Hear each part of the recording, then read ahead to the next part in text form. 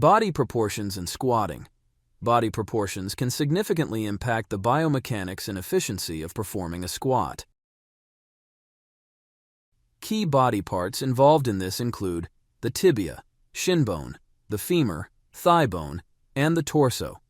Individuals with longer femurs relative to their tibia and torso often find squatting more challenging. They may need to lean their torso forward more to maintain balance. For example, these two exercisers have the same length of tibia and torso, but one has a longer thigh.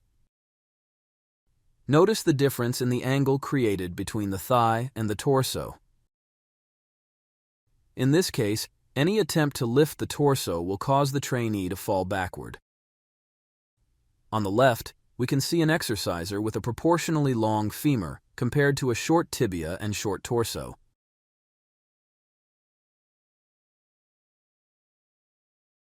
Those with proportionally shorter femurs or long tibia tend to keep their torso more upright during squatting. A short femur is less than 25% of the total height. This trainee has a relatively long tibia compared to the femur, so she can keep her torso upright.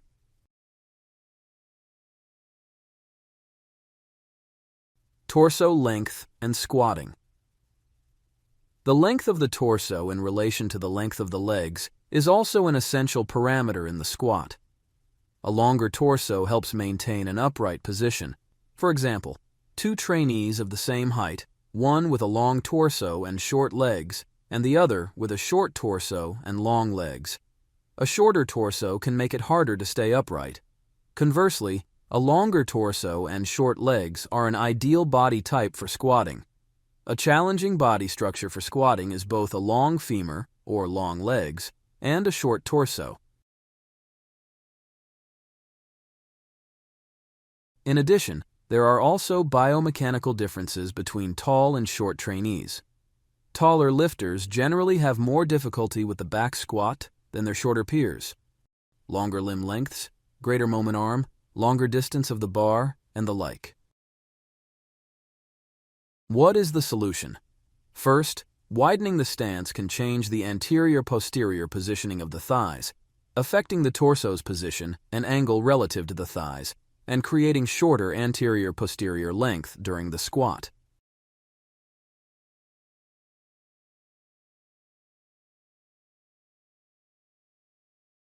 Another solution is heel elevation.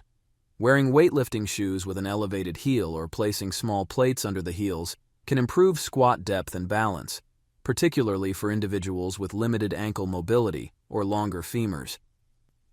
Another option is to shift the weight forward, such as in the front squat, allowing the trainee to maintain a more upright position.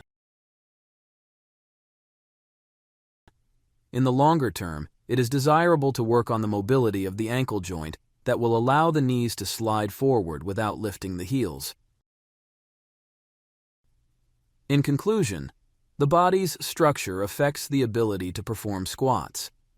Exercisers with a long thigh and a short torso will experience greater difficulty in staying upright.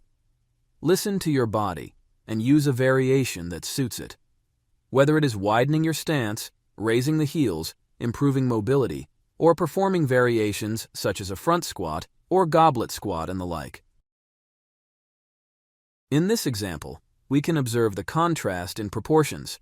Both are almost the same height, but the lengths of the femur and the torso are substantially different. A long femur and a short torso cause the trainee to lean forward. A short femur relative to a long tibia and a long torso facilitates a deep squat.